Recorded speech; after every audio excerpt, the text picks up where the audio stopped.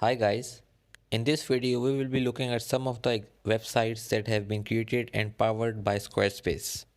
So the first example website is AESOB Wines. It is a website for wine drinks, and one of the best thing about this website is the shop now button.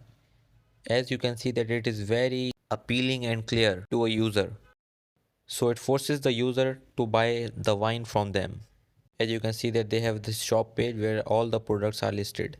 Now let's jump into another website. This website is about ice creams. As you can see that they have very bright and colorful theme which fits well with the food industry. I like this website very much. Now let's jump to another website.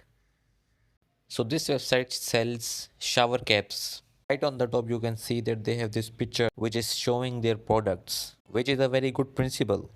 Just show, don't tell. They have 4 or 5 pages as well.